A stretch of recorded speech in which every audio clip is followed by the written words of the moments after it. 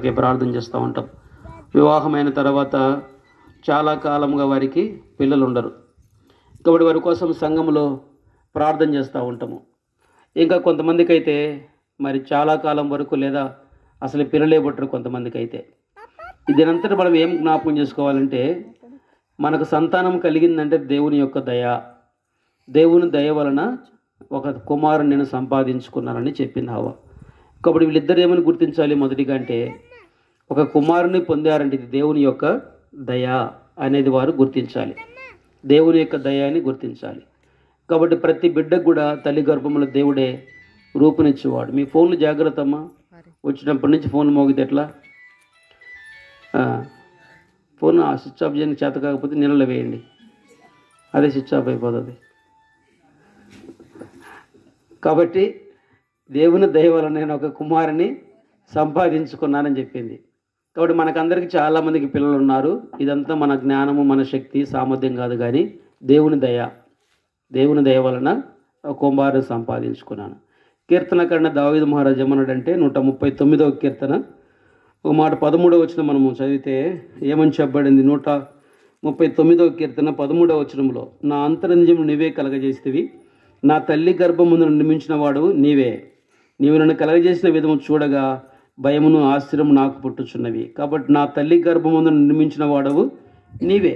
కాబట్టి తల్లి గర్భముందు ఆ బిడ్డకు నిర్మాణం చేసింది దేవుడే. దాన్ని గుర్తించాలి. చాలామంది వివాహాలైన తర్వాత పిల్లల కోసం ప్రార్థన చేసుకుంటూ ఉంటారు. దేవుడి పిల్లల్ని ఇచ్చిన తర్వాత పిల్లలను బహుగా ప్రేమిస్తారు. మంచిది తప్పని చెప్పం, కానీ అయితే పిల్లల్ని ఇచ్చిన దేవుణ్ణి మర్చిపోకూడదు. పిల్లల్ని ఇచ్చిన దేవుణ్ణి చేయకూడదు, మర్చిపోకూడదు. చాలామంది పిల్లల్ని బాగా ప్రేమిస్తారు, కానీ పిల్లల్ని ఇచ్చిన దేవుణ్ణి మర్చిపోతారు. కాబట్టి ఇక్కడ ఏమని చెప్పాడు కీర్తనకారుడు అంటే, మరి నా అంతరింజం తల్లి గర్భములో నీవు నన్ను నిర్మాణం చేశావు. కాబట్టి తల్లి గర్భములో ఆ బిడ్డకి ఏం చేశాడంటే దేవుడు నిర్మాణం చేశాడు, దేవుడే పుట్టించాడు. ఇక మనకు అర్థం కావడానికి యెషయా గ్రంథం 44వ అధ్యాయం 1వ వచనం మనం చదివినట్లయితే, యెషయా గ్రంథం 44వ అధ్యాయం 1వ వచనం లేదా 2వ వచనంలో, నన్ను సృజించి గర్భములో నన్ను నిర్మించి. కాబట్టి నన్ను సృజించి గర్భములో నన్ను నిర్మించి. కాబట్టి దేవుడే సృజించాడు, దేవుడే గర్భంలో నిర్మాణం చేశాడు. 43వ అధ్యాయం 1వ వచనంలో కూడా, అనగా యెషయా గ్రంథంలో, అయితే యాకోబు నిన్ను సృజించిన వాడగు ఇశ్రాయేలు, నిన్ను సృజించిన వాడగు యెహోవా, ఇశ్రాయేలు నిన్ను నిర్మించిన వాడు ఇలాగ సెలవిస్తున్నాడు, నిన్ను సృజించిన వాడు, నిన్ను నిర్మించిన వాడు. కాబట్టి ఏం చేయాలి తల్లిదండ్రులు అంటే దేవునికి కృతజ్ఞత కలిగి ఉండాలి. ఎందుకు కృతజ్ఞత కలిగి ఉండాలంటే దేవుడు ఆ బిడ్డకి ఏం చేశాడు? తల్లి గర్భంలో రూపునిచ్చాడు. లోకంలో ఆ బిడ్డను ఏం చేశాడు? జన్మింపజేశాడు. కాబట్టి దేవుడే కనికరించి వారిని ఏం చేశాడంటే దేవుడు వాళ్ళు కనికరించి ఒక బిడ్డను, ఒక చక్కని కుమారుని దేవుడు ఇచ్చాడు. హవ్వ దాన్ని గుర్తించగలిగింది. గుర్తించి ఏమని చెప్పిందంటే, యెహోవా దయ వలన నేను ఒక మనుషుణ్ణి సంపాదించుకున్నానని చెప్పినట్టుగా మనం గమనిస్తాం. ఇంకా మనకు అర్థం కావడానికి మరి లేయా కూడా ఒక మాట అన్నది. చూడండి, ఒక మాట చదువుదాం రండి. మరి 29వ అధ్యాయం ఆదికాండము 29వ అధ్యాయము ఆదికాండం మనం గమనించితే 31వ వచనంలో, లేయ ద్వేషించబడ్డ యెహోవా చూసి ఆమె గర్భమును తెరిచెను. లేయ ద్వేషించబడ్డ యెహోవా చూసి ఆమె గర్భమును తెరిచెను. ఇప్పుడు దేవుడు ఏం చేశాడంటే ఒక స్త్రీ గర్భాన్ని తెరిచేది దేవుడే. కాబట్టి దేవుడు ఏం చేశాడంట? లేయను జ్ఞాపకం చేసుకొని ఆమె గర్భాన్ని తెరిచాడంట. ఇంకా మరొక మాట మనం చదివితే మనకు అర్థం కావడానికి ఈ 30వ అధ్యాయంలో 30వ అధ్యాయము 21వ వచనం మనం గమనిస్తే, ఆ తర్వాత ఆమె ఎక్కడ మాట అంటే 19వ వచనంలో లేయ మరలా గర్భవతి అయి. కాబట్టి ఇక్కడ మనం గమనించినట్లయితే వీరందరూ కూడా దేవుడు జ్ఞాపకం చేసుకున్నట్లుగా మనం గమనిస్తాం. తర్వాత మరొక మాట ఎక్కడుందంటే రాహేలు గురించి చెప్పబడింది. రాహేలు గురించి 23వ వచనంలో, అప్పుడేమో గర్భవతి కుమారుని కని దేవుడు నా నింద తొలగించిన అనుకొని. కాబట్టి దేవుడు ఏం చేశాడంట? ఆమె నిందను తొలగించాడంట. ఇట్లా మన దేవుని యొక్క వాక్యములు గమనిస్తే చాలామంది వారికి పుట్టిన పిల్లల గురించి వాళ్ళు ఏమని సాక్ష్యం ఇచ్చారంటే, దేవుడే నా గర్భాన్ని తెరిచాడు, దేవుడే నా గర్భంలో దేవుడు ఒక బిడ్డకు నిర్మాణం చేశాడని చెప్పినట్లుగా మనం గమనిస్తాం. కాబట్టి మొదటగా ఏమని గుర్తించాలంటే ఒక బిడ్డకు తల్లి గర్భంలో బిడ్డకు రూపునిచ్చే దేవుడే, జన్మింపజేసింది కూడా దేవుడే. దాన్ని గుర్తించాలి. దాన్ని గుర్తించి రెండోదిగా మనం చేయవలసింది ఏంటంటే, దేవుడు మనకిచ్చిన పిల్లలను మనం ఏం చేయాలి? దేవుని కొరకే మనం పెంచేవారిగా మనం ఉండాలి. దేవుడు మనకిచ్చిన పిల్లలను దేవుని కోసం మనం పెంచాలి. మొదటిగా ఆ బిడ్డను దేవుడే ఇచ్చాడని గుర్తించాలి. మంచిదే. మనం ఏం చేస్తాం? సహజంగా ఇట్లాంటి మనం మీటింగ్లు ఎన్నో మనం పెట్టుకుంటాం. ఈ దినం తొట్టెలు వేస్తున్నాం అనుకోండి. తొట్టెలు అంటే ఉయ్యాలు వేస్తారు కదా. ఉయ్యాల ఇక్కడైతే పెద్ద పండగ చేస్తారు, కానీ మరి రాయలసీమ ప్రాంతంలో పెద్ద పండుగలు ఏం చేయరు. ఇట్లా మామూలుగా బర్త్డే చేస్తారు, పేర్లు కూడా పెట్టుకుంటారు. కానీ నేను ఇక్కడికి వచ్చిన తర్వాత చూసిన ఇవన్నీ కూడా సరే. సహజంగా ఉయ్యాలు వేసేటప్పుడు ఏం చేస్తారంటే తొట్టెలు వేస్తున్నామని చెప్పేసి పెద్ద ప్రోగ్రాము లేదా పెద్ద మరి ఒక మీటింగ్ పెట్టుకుంటారు. వాస్తవానికి ఉయ్యాల కూడా దేనికి అంటే మరి ఆ బిడ్డకి ఏం చేస్తుంది అంటే భద్రతను కలగజేస్తుంది. ఎందుకు ఉయ్యాలు వేస్తారంటే కింద అక్కడక్కడ తిరిగి తర్వాత కింద పడి లేదంటే ఇంట్లో నుంచి బయటికి వెళ్ళి అంటే ఈ విధంగా ఎటువంటి హాని కలగకుండా ఆ ఉయ్యాల కాపాడుతుంది. రెండవదిగా ఏం చేస్తుంది అంటే ఉయ్యాల ఆ బిడ్డకు మంచి నిద్రనిస్తుంది. చూడండి, మనము ఎంతసేపు ఏడుస్తూ ఉన్నా మనం ఏం చేస్తాం? తీసుకెళ్ళి ఉయ్యాల పడుకోబెట్టి ఉయ్యాల కొంచెం సేపు ఊపితే చల్లగా నిద్రపోతారు. అర్థమైందా? ఏం చేస్తుంది? ఆ ఉయ్యాల ఆ బిడ్డకు మంచి నిద్రనిస్తుంది. ఒకటి ఉయ్యాల భద్రత ఇస్తుంది, రెండవది ఉయ్యాల ఏం చేస్తుంది? మంచి నిద్రనిస్తుంది. అర్థమైంది? మంచి నిద్రను ఇస్తుంది. అందుకని ఏం చేస్తారంటే అది మరి తలపోసుకొడుచు ఈ తొట్టెళ్ళు అని చెప్పి ఈ యొక్క మరి మీటింగ్ కలిగి ఉంటారు సహజంగా. సరే, నా తలంపు ఏంటంటే మొదటిగా దేవుడి బిడ్డకు రూపునిచ్చాడు, దేవుడు జన్మింపజేశాడు.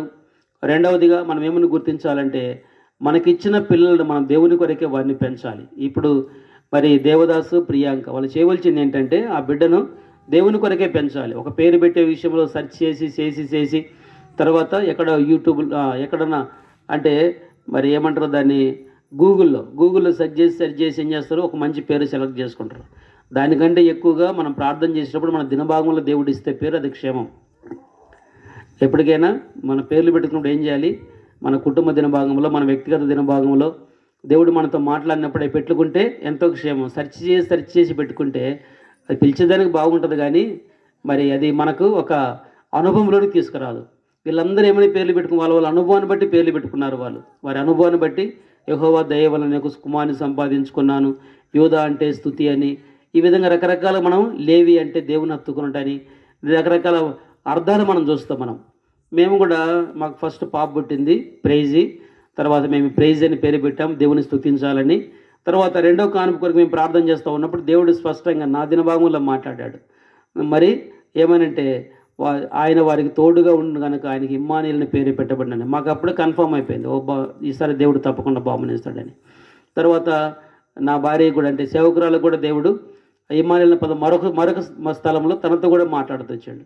కాబట్టి మేము అనుకున్నట్టుగానే దేవుడు కొడుకు పుట్టాడు, ఇమ్మానుయేలుని పేరు పెట్టాం. ఇది ఒక అనుభవం. ఎక్కడికి పోయినా సాక్ష్యం చెప్తాం సహజంగా. అట్లా ఉండాలి మన సాక్ష్యం. కాబట్టి ఏం చేయాలి? మన వ్యక్తిగతంగా కానీ కుటుంబంగా కానీ మన దేవుని యొక్క వాక్యాన్ని చదువుతూ ఉన్నప్పుడు ఏదైతే మన దినభాగంలో దేవుడు తీసుకొస్తాడో దాన్ని మనం గ్రహించి దాన్ని మనం పెట్టినట్లయితే అనేకులకు మనం చెప్తాం.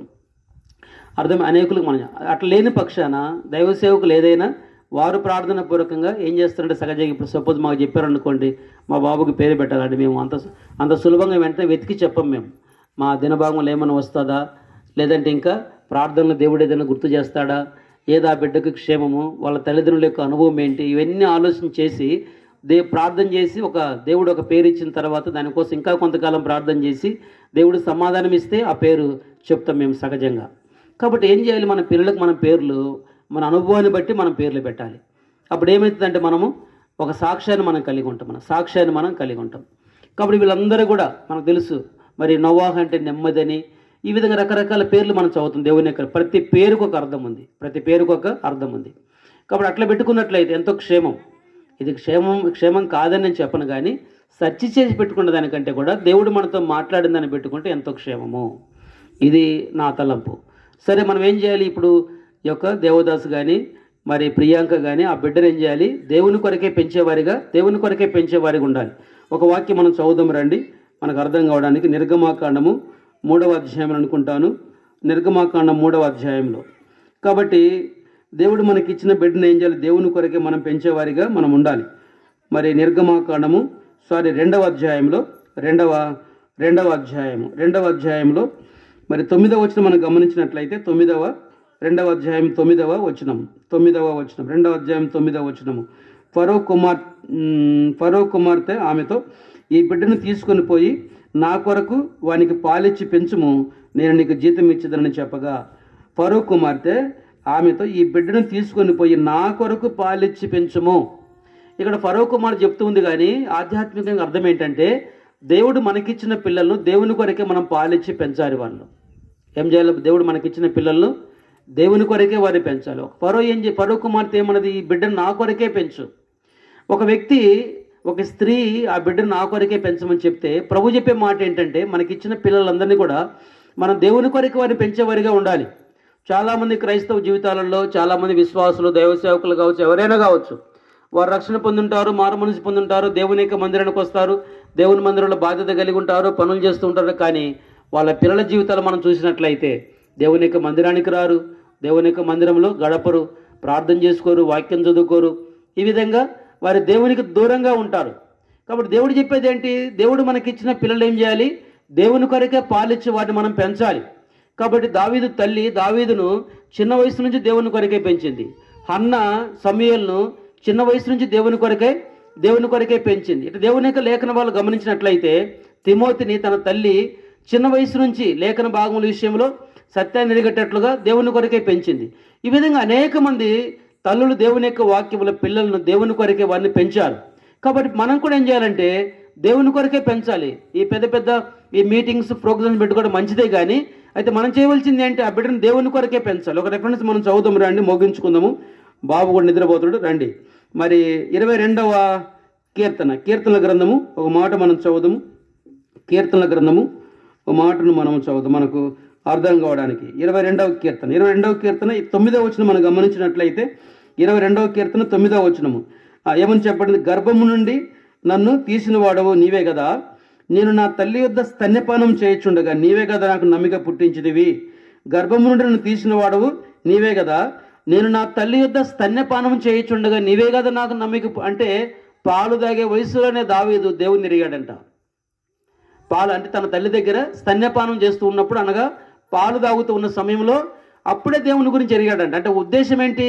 తన తల్లి పాలతో పాటు దేవుడు ఎట్లుంటాడు, దేవుడు అంటే ఏంటి, దేవుడు ఎట్లా కరుణిస్తాడు, దేవుడు ఎట్లా రక్షిస్తాడు, దేవుడు ఎట్లా కలగజేశాడు, ఇవన్నీ కూడా చిన్న వయసు నుంచి చెప్పింది. కాబట్టి ఏం చేయాలి? ప్రతి తల్లి కూడా మొట్టమొదటి గురు బిడ్డలకు, ప్రతి బిడ్డకు మొట్టమొదటి గురు తల్లే, ఆత్మీయంగా అయినా భౌతికంగా అయినా సరే. అర్థమైంది? కాబట్టి ఏం చేయాలి? ఈ బిడ్డనంటే దేవుని కొరకే ఏ విధంగా దావీదు తల్లి మరి దావీదును దేవుని కొరకే పెంచాదో అట్లా ఏం చేయాలి? ఈ బిడ్డను మరి దావీదు వలె చిన్న వయసు నుంచి దేవుని కొరకే పెంచాలి. స్తన్యపానం చేస్తూ ఉన్నప్పుడే దేవుని మీద నమ్మిక కలిగిందంటే తన తల్లి ఎంత తన కొరకే ప్రార్థన చేసి ఉంటుంది, ఎంత దేవుని గురించి చెప్పి ఉంటుంది అని మనకు అర్థమవుతుంది. తర్వాత మరొక 10వ వచనం మనం గమనించినట్లయితే, గర్భవాసినది మొదలుకొని నాకు ఆధారం నీవే, నా తల్లి నన్ను కన్నది మొదలుకొని నా దేవుడవు నీవే. ఎట్లా తెలిసింది నాకు ఇవన్నీ? ఏమని చెప్పాడు ఆయన అంటే, గర్భవాసినది మొదలుకొని నీవే, నాకు ఆధారము నీవే, నా తల్లి నన్ను కన్నది మొదలుకొని నా దేవుడవు నీవే. అంటే చిన్న వయసులోనే దావీదు తల్లి గురించి పెద్దగా ఆమె పేరు కానీ అక్కడక్కడ పెద్దగా మనకు కనబడదు, కానీ అయినా ఆమె ఎట్లా పెంచింది దేవుని కొరకు అనేది మనకు అర్థమవుతా ఉంది. కాబట్టి నేను తల్లి దగ్గర స్తన్యపానం చేస్తుంటే నువ్వే నాకు నమ్మిక పుట్టించావు, గర్భవాసినది మొదలుకొని నీవే నా దేవుడవు, గర్భము నుంచి పుట్టినది మొదలుకొని నాకు ఆధారం నీవే అని చెప్పగలిగాడు దావీదు మహారాజు. కాబట్టి ఏం చేయాలి తల్లిదండ్రులు అంటే ఆ బిడ్డను దేవుని కొరకే పెంచాలి. హన్నా గురించి మనకు తెలుసు, పాలు విడిచే సమయానికే దేవుని గురించి సమూయేలుకు చెప్పింది. పాలు విడిచే సమయానికి ఏం చేశాడు దేవుడు? సమూయేలు అంటే దేవుని ఆరాధన చేశాడు, దేవునికి మ్రొక్కాడంట. రండి మొదటి సమూయేలు గ్రంథము ఒక మాట మనం చదువుదాము. మొదటి సమూయేలు గ్రంథము ఒక రెఫరెన్స్ మనం చదువుదాం. మొదటి సమూయేలు గ్రంథము మరి మొదటి అధ్యాయము 28వ వచనం. కాబట్టి నేను ఆ బిడ్డను యెహోవాకు ప్రతిష్ఠించుచున్నాను, తాను బ్రతుకు దినములన్నిటిను వాడు యెహోవాకు ప్రతిష్ఠితుడని చెప్పెను. అప్పుడు వాడు యెహోవాకు అక్కడనే మొరక్కెను అనే దగ్గర బైబిల్లో ఇంగ్లీష్ వర్షన్లో వర్షిప్ అనే మాట ఉంటుంది. అక్కడే దేవుణ్ణి ఆరాధించను. ఏ వయసులో? హన్నా తన బిడ్డ అనగా సమూయేలు పాలు విడిచిన తర్వాత తీసుకెళ్లి దేవుని యొక్క మందిరంలో వదిలేసింది. పాలు విడిచే సమయానికి నాకు తెలిసి మహా అంటే ఎంతకాలం పాలు తాగినా ఒక 5 సంవత్సరాలు అనుకోండి. ఇప్పుడే తల్లి ఎవరు పాలు ఇవ్వడం లేదులేండి. నేను ఒక ఇంటికి పోయినా మేము ఆ బిడ్డకు సంవత్సరం అయితే ఉందనుకోండి, ఇంక దగ్గర సంవత్సరం దగ్గర పడుతుంది. పుట్టింది మొదలుకొని 2-3 దినాలు పాలిచ్చి అసలు ఇంక పాలేయవలేదంట. చాలామంది నేటిది ఇది ఒక ఫ్యాషన్ అయిపోయింది, తల్లిదండ్రులకు పాలీయకుండా ఉండేది ఫ్యాషన్ అయిపోయింది. అందుకనే పిల్లలకు రోగ నిరోధక శక్తి ఉండదు, వాళ్ళు చిన్నదానికి సిక్ అయిపోతారు, ఏది తట్టుకోలేరు. తల్లి పాలల్లో ఉన్నంత బలము, విటమిన్స్ ఎక్కడ దొరకవు పిల్లలకు. అందుకని వాళ్ళకి చిన్నదానికి వాళ్ళు తట్టుకోలేరు, చిన్న వ్యాధికి తట్టుకోలేరు. అర్థమైందండి? ఏదైనా చిన్న గాయానికి దానికి గల కారణం ఏంటంటే చిన్న వయసు నుంచి వారికి ఆ బలం ఉండదు. కాబట్టి ఖచ్చితంగా డాక్టర్ చెప్తారు, కనీసము 3 నెలలైనా సరే తల్లి ఏం చేయాలి, బిడ్డకు పాలు ఇవ్వాలని చెప్తా ఉంటారు డాక్టర్. సహజంగా ఈ నేటి దినాల్లో చాలామందికి ఫ్యాషన్ అయిపోయింది. ఇంకా సాఫ్ట్వేర్స్ ఇక రకరకాల జాబులు చేసే వాళ్ళు అయితే బిడ్డ పుట్టంగానే ఆ తల్లిదండ్రుల చేతిలో బిడ్డే చక్కగా వెళ్ళిపోతారు ఫారెన్కు. వారికి తల్లి ఎవరో తెలియదు, తండ్రి ఎవరో తెలియదు. ఎంతసేపు మాట్లాడితే ఏం లాభము వీడియో కాలల్లో? ఏమండి, ఆ నుంచి వీడియో కాల్లో మాట్లాడితే ఏమన్నా ప్రయోజనమా? ఏమండి? కాబట్టి ప్రతి తల్లి ఏం చేయాలి, బిడ్డను పాలిచ్చి పెంచాలి. కాబట్టి ఏం చెప్పింది ఫరో కుమార్తె, నా కొరకే ఆ బిడ్డను తీసుకెళ్ళి పాలిచ్చి నా కొరకే పెంచు. కాబట్టి చాలామంది నేటి దినాల్లో చేయలేకపోతున్నారు. దాన్ని బట్టి చాలామంది పిల్లలకు వారికి అసలు రోగ నిరోధక శక్తే ఉండదు, బలమే ఉండదు. చూసేదానికి ఆకారంగా మంచిగా కనబడతారు కానీ వారి లోపల స్ట్రెంగ్త్ ఉండదు. కాబట్టి ఏం చేయాలంటే దేవుని కొరకే పెంచాలి, పాలిచ్చి పెంచాలి, దేవుళ్ళ వారిని పెంచాలి. కాబట్టి సమయాలు ఏం చేశాడు, చిన్న వయసులో దేవుని మందిరానికి వెళ్ళిన తర్వాత పాలు విడిసే సమయంలో దేవునికి మొక్కాడంట, దేవుని ఆరాధన చేశాడంట. అంటే చిన్న వయసులోనే దేవుని గురించి చెప్పగలిగింది హన్నా తన కుమారునికి. కాబట్టి ఎంతమంది మనం పిల్లలను దేవుని కొరకే పెంచుతున్నాం మన చిన్న వయసులో? ఏమండి, వాడు మందిరాన్ని తీసుకొస్తే మందిరంలో కూర్చోడు, మనం ప్రార్థన చేస్తే కదా అతని కోసం. కాబట్టి మనం అట్లా పిల్లలు ఏం చేయాలి, పెంచాలి. ఇంకొక రెఫరెన్స్ మనం చదువుదాం, ప్రార్థన చేద్దాం. చూడండి 2 తిమోతికి రాసి 2వ పత్రికలోనికి రండి. ఒకటే రెఫరెన్స్ మనం చదువుదాం, తిమోతికి రాసి 2వ పత్రిక. ఎందుకంటే ఇటువంటి సందర్భంలో ప్రతి తల్లిదండ్రులు గుర్తించి పిల్లలు దేవుని కొరకే పెంచుతారన్న ఆశ. చూడండి, ఒక మాట మనం చదువుదాం, 14వ వచనం, 2వ తిమోతికి రాసి 2వ పత్రిక 3వ అధ్యాయం 14వ వచనం. క్రీస్తు యేసు నన్ను ఉంచవలసిన విశ్వాసము ద్వారా రక్షణార్థమైన జ్ఞానము నీకు కలిగించుటకు శక్తిగల పరిశుద్ధ లేఖనములను ఆ బాల్యం నుండి నీ ఎరుగుదువు గనుక. బాల్యం నుండే శక్తిగల లేఖన భాగాల గురించి బాల్యం నుండే ఎరిగాడంట ఎవరు? తిమోతి.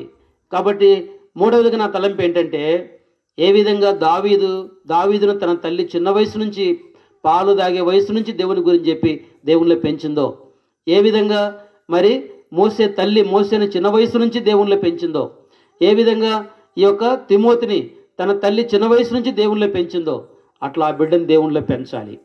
ఇది గుర్తించాలి. కాబట్టి దాని కొరకే మనం ఉన్నాం. అట్లా మన పిల్లల్ని పెంచి పెద్దవారిగా మనం చేయాలి.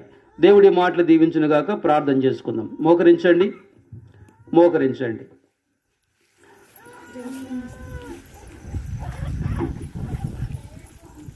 పేదన్న రా, ప్రార్థన చేదురా. చిన్న ప్రార్థన చేసుకుంటాం. కాబట్టి మరొకసారి మీకు తెలియజేస్తున్నాము, మరి దేవదాస్ ప్రియాంక దేవుడు వారిని ప్రేమించి కుమారునిచ్చాడు. మరి హనుహాస్ షియాన్ ఆయన యొక్క పేరు. కాబట్టి మీరు గుర్తుపెట్టుకోండి.